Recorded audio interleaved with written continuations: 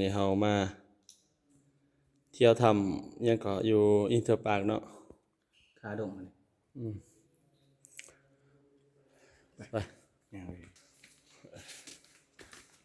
โอ้ตัวเฮาบ่มีไฟฉายเนาะคันมีไฟฉายคักเลยนี่ตัวได้ก็ครูบาแขกว่ามันงามไฟอันนั้นมากนะสปอตไลท์บ่อ๋อสีเหลืองของอาจารย์เออเงินไฟเหลืองหันพอดีเลยจะสาดตัวไปเลยถ่ายวิดีโอในเรื่องอันนี้เด้มีหยังบ่มีหยังเนาะโอ้ยบ่เห็นหงดอกบ่ต้องเบิ่งโทรศัพท์โอ้ยเนาะโทรศัพท์เฮาบ่ได้ไปบ่ลงเท่านี้เอาครับ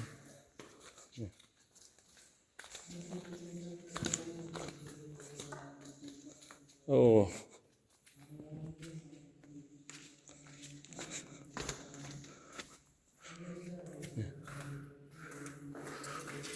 นี่มันขัดไงแหละ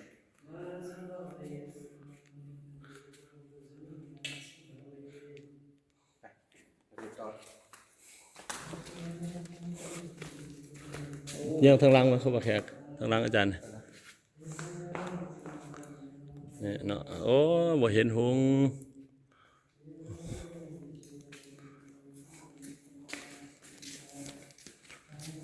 เอาแบบนี้จ้าแบบจ้าเลยแห้งมันเดือดเอามันนั่นน่ะเบิดแฟนไว้บ่เป็นหยังจังเฮาบอกแล้วอันนี้เฮาบ่ได้บันทึกตอนเข้าเนาะเฮาสิบันทึกตอนออกเนาะนี่มันสิเป็นทางมันสิเป็นโอโถงไปเลยยางซีไว้ในกระไรพระอาจารย์จะเป็นนางสมาธิอยู่บนเตียงไปทางใดนี่ทางไหนได้โอ้มันโค้งมั้งนี่มันบ่คล้ายๆที่มันคอยลงไปบานไม้ด้วยเนาะแม่นแล้วคล้ายๆแบบมันหอดหันเนี่ยมันคอยลงไปทางไหนเนาะแม่นอย่างเทิงๆเบิ่งนี่มีหยังนี่โอ้บ่มีหยังเนาะนี่เบิ่งแก้วน้ำโอ้นี่ค่ะก็นี่เกือบยิบเลยอันนี้เป็นเสาเนาะขาดทุนแค่กว่าโปรเดมาขน่อยสาดไฟซ้ายไปก็ขึ้นนี่บ่เกี่ยมตัวไฟซ้ายตัวนี้บ่ขน่อยสาดก็เต็มตีเดียวเลยสาดก้อนมากสาดเยี่ยมมากนี่โดยเฉพาะเลยเนี่ยถ่ายตัวนี้เบิ่งโอ้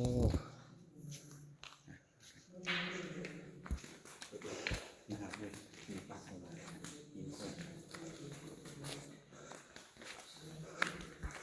อันนี้ได้ครูบาแขกมีแต่น้ำมันไหลซื่อเนาะโอ้มันเลยแบบเผ็ดเลยเนาะเผ็ดมีดาเลยเนาะแม่นแล้วน้องระหว่างเท่าไหร่เห็นไหนสำเนียงที่ว่าอู้เถอะสุดยอดคือเผ็ดคือยังก่อนเขาเคยเห็นอยู่บนอื่นว่าที่มันเป็นธรรมดาไปเลยแม่นแล้วโอ้ห้องโถงไปกว้าง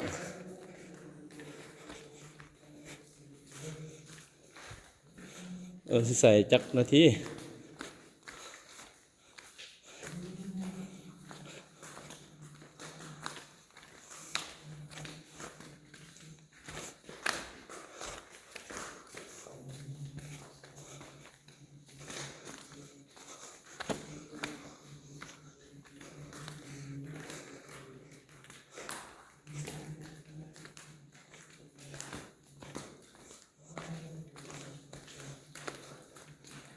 โอ้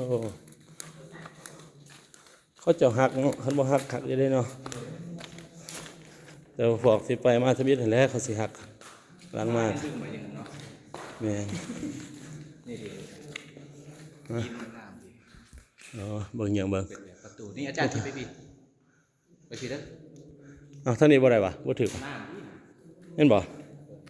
อ๋อเป็นยังเบิ่งน้ำให้เนี่ย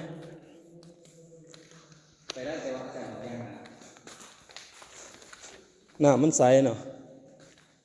นี่อีสานล่ะนี่น้ำโอ้ ไปอันนี้ เกิดมีคนไปด้วยครับ โอ้ ไปงาน ไปอยากไปสาเนาะน้ำยังบกเลยโอ้ยทางลงทางขึ้น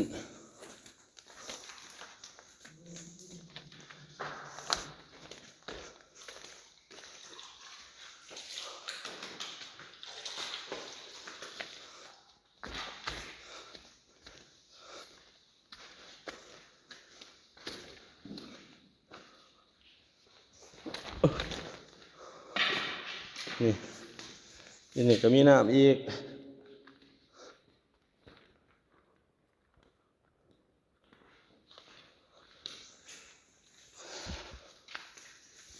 หินเป็น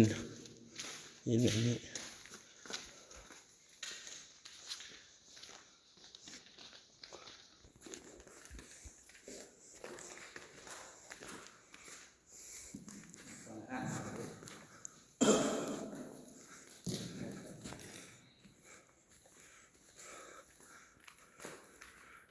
ลีนปลาว่านบ่นี่เนาะ โอ้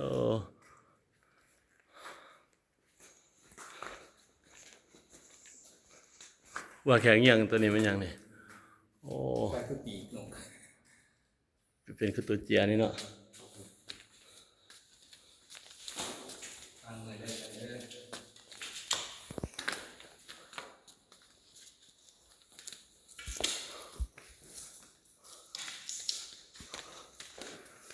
ว่าแข็งยังให้นั่นนี่โอ้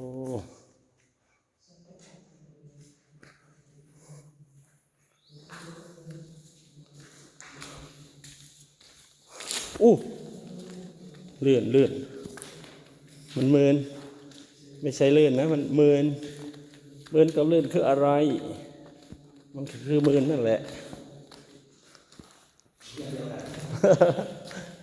อย่างนี้ก็มีน้ำอีก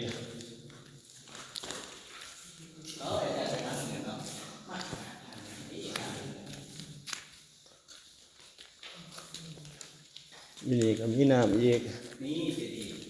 อาจารย์ทางพี่วันนี้สะดวกกว่าได้เนี่ยทางอาจารย์มาก ไปเอาไปทางนี้ทางเพิ่นลงมาเอาไปทางไปเพิ่นลงโอ้ที่ว่าเพิ่นตกเพิ่นอันนั้นเขาเจ้า ตกผักอยู่แล้วเนาะ เพิ่นไปอันนั้นเด้เขาเจ้าบูชาเนี่ยนะ อู้น้ำเย็นตลอดกาล นี่ กับบูชานี่เป็นตัว โอ้เขาเจ้าใส่ถ้วยไปสาธุนี่เนาะโอ้โห พุทธรูปองค์นี้ทักนี่โอ้พรมเนาะ นั่นแหละอาจารย์ยังเทิงบ่นี่โอ้ว่าโสยังเป็นสันอยู่เทิงเนาะ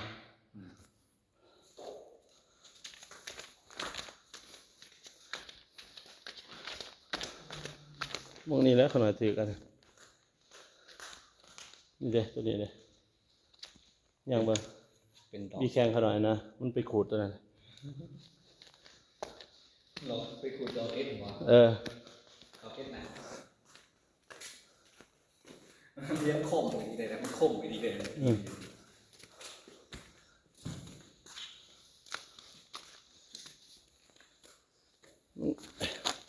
ปูนตัวนี้มันขักเนาะมันแข็งดีๆเนาะสปอก็เพจปูนได้เลยเนาะขนาดมันบ่ได้สกัดบ่ได้ใส่สารเคมีหยังหั่นนะมันยังแข็งของมันเองเลยหินปูนก็สมว่าหินปูนนี่ดีเลยนี่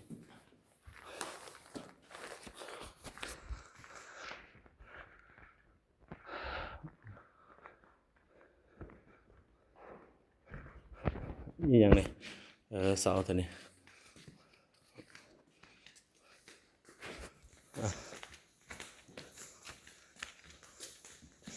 โอ้ยังตัวนี้เลยเข้ามาแท็กเลยเสาตัวนี้ ใส่คนนึง เสาตัวนี้เอาตึงเทิงเลยตึงเทิงก่อนอ๋อเสาตัวนี้เนาะนี่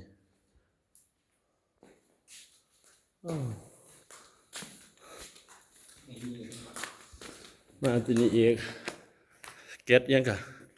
เก็ดปลาโอ้ตุ่นน้ำมันย่อยใส่นี่เนาะ เป็นไงตู้เผ็ดเนาะเดือมยิบยับยิบยับเลย เด้มันงอกมันย่อยมันเป็นยังไงได้เนี่ยโอ้ตะบองหรือสีวะนี่ นี่ สีบดึงวะสีบดึงคือได้เนาะคือ ว่าอยากได้ซีรีส์คือยังว่า โอ้ตัดเนี่ยก็เป็นไงไอ้หนัก ไปทางไหนนี่โอ้ยเกือบเหยียบน้ำเนาะโอ้ยเนาะเกือบ เยอะเยอะขนาดที่ยังมัน อืม ปลายแล้วมันมีเยอะเลย โอ้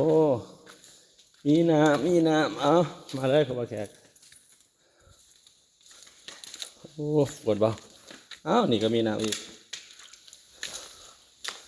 โอ้แต่นี่น้ำยังไหล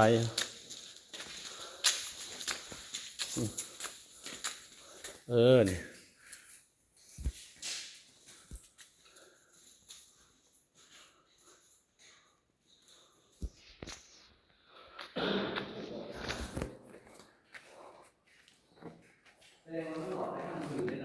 หลอดไปเรื่อยนะขนาดถ้าเขามันสูงกว่าเนี่ยทางเขาสิออกสูงเลย ตอนหน่อยเขาหายที่มันดูออกข้างนั้นทางเจ็บหลอดเลยคือ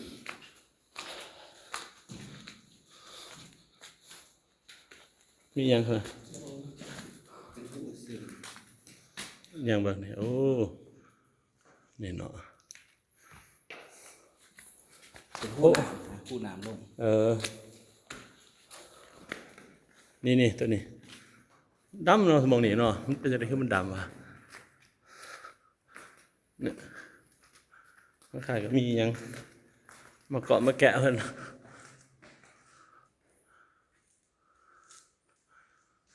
โอ้ มีผู้น้ำมากินกับ นี่มีอยู่ได้นี่เอาบ่มี2 ตุกโอ้เบิ่งถ่ายน้ำเบิ่งนี่ จังไปก่อนเลย โดยน่ะโอ้ไปบ่ถึงแล้วขนาดไปบ่ถึงแล้วเดี๋ยวขนาดสิไปทางคนเนาะ ในทางสีตัว เขามาอาจารย์ขึ้นมาทางนี้คุณสอบขึ้นไปมาทางผี ที่จะไปดิใส่หัว บ่เพิ่นได้นี่แล้วเพิ่นมาสอบเพิ่นก็ไป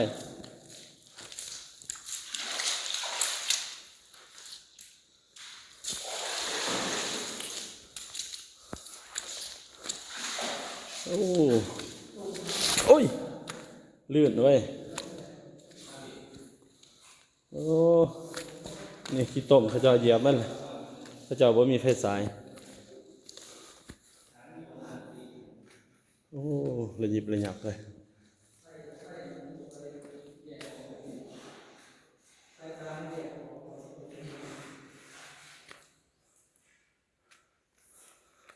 เพิ่นเขียนอยู่นี่ห้ามจับ do not touch do not touch เฟสไฟของเขาแต่เพียงนี้